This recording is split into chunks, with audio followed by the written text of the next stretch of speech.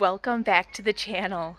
I'm here in my plant sale. This is actually the second weekend of my plant sale, and I thought I would show you around and show you what I'm doing. There are so many people who have questions about starting their own plant sale. It's not hard. I shouldn't say that. It's not complicated. The work is hard. You have plants to grow, you have weather conditions, all of that kind of stuff. But it's wonderful to meet other gardeners. It's a wonderful way to get rid of extra seedlings and bring a little extra money to your homestead.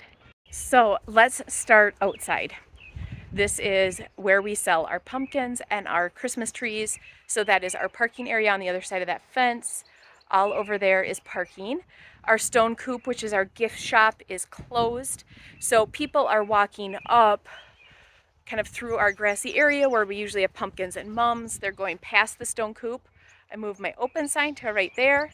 And my daughter Sydney just graduated. She is a pastry chef and she is opening her own mobile patisserie. And so this is her display table, her selling table.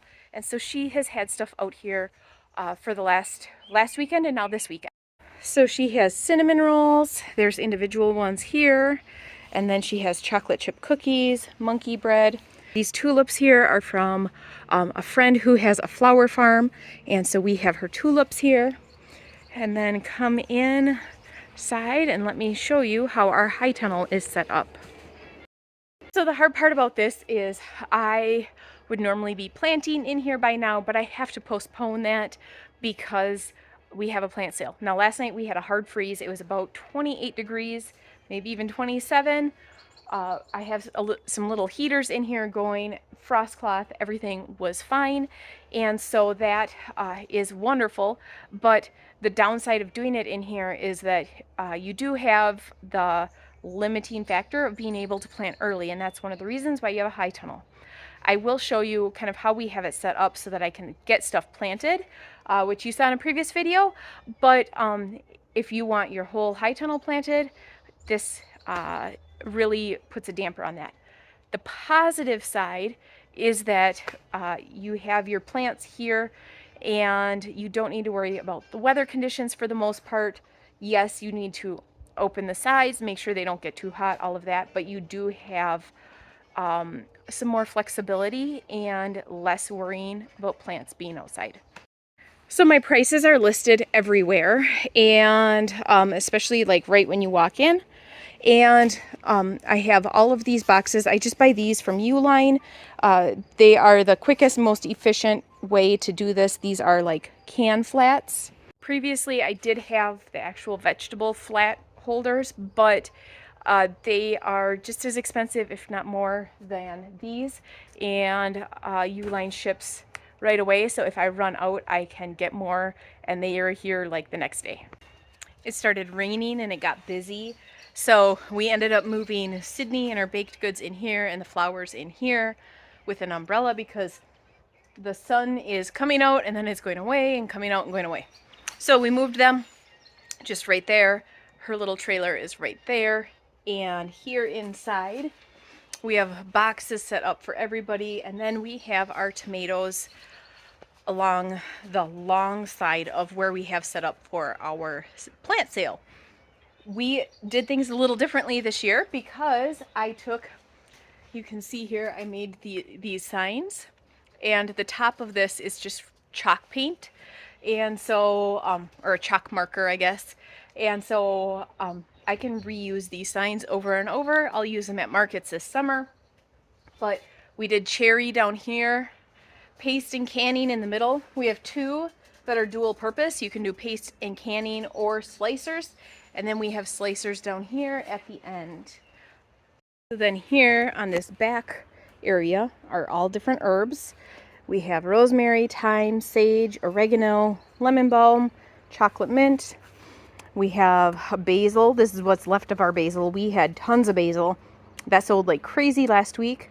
So this is a dwarf Greek. These are purple opal. Then we got some bee balm here. And then our perennials are over here. So what I have found that works really well for peppers is I do a different pot for my hot peppers versus my bell peppers. and that just helps differentiate, because lots of times we have kids who are excited and they want the colorful ones, not realizing they're hot. And so it just is a good way. I started the weekend with that was hot peppers, and then this was bell and sweet peppers, and we have sold so many that we are down to one table. The bell are on the front, the hot are on the back, and then we have little signs above saying what they are. For a lot of people who are buying for their gardens, they are looking for a specific type of tomato. They don't necessarily care about like brown sugar versus Paul Robeson. They care about like canning versus slicing versus cherry. And then they want to see what the tomatoes look like, or what the peppers look like when they're full grown. So that is really important. The more organized it is, the easier it is for them to be able to see what it is, where it's at. And I know that it's really hard when you go to a plant sale and it's kind of hodgepodge and there's certain things everywhere. If I am going to look for herbs, I want to look for herbs in one spot. I don't want to have to look over here and then over there and that kind of stuff. So I would definitely recommend keeping things nice and organized if you are planning to do a plant sale. We are getting a lot of good comments about how we're improving year after year and making this grow year after year. And so that feels wonderful. And we're just going to adjust things a little bit more as we go next year. We are open 2 weekends this year, Friday and Saturday, 2 weekends in a row. And it just is early. We had a lot of people come, but like last night we had a hard freeze again. And so it's too early for people to plant. So next year we're going to actually do it 1 week later, which is the week of Lily's graduation this year. And I already have it on the schedule. I printed off save the dates for people so that they can kind of put it in their memory, bring it home, put it in their calendar, whatever, that we are going to be doing the plant sale the weekend before Memorial Day weekend. And we're going to have a 3-day event. And then that way it's easier on us, and it makes things easier for customers too, because I think having 2 weeks makes it really drawn out. So to give you a little history on our plant sale, we actually started doing this in 2020, in March of 2020. I can't say the words on YouTube, but you guys all know what happened then. And people were not able to get seeds. They sold out everywhere. I had ordered my seeds like back in January, and I had lots of seeds. So I decided I would start all of my packets, and I would sell any extras that I had. And I did pre-orders on a Google form and through our Facebook page. And if people couldn't afford, they could just have the plants. And it was just kind of my way of sharing what we were lucky enough to have.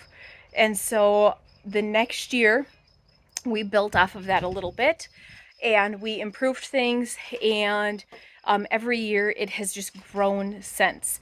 We did our first in-person sale. We brought our pumpkin and mum trailer down in front of the stone coop, and we set up, and it was so incredibly windy. We were out in the front in full sun. And then the next year is when we moved into, which was last year, we moved into here in our high tunnel. And this works so nice. Even though it is hot, we still have to deal with weather and temperature fluctuations. It is nice being not out in the direct elements. So that is it for today's video. Thanks for tuning in. I'll see you guys next time.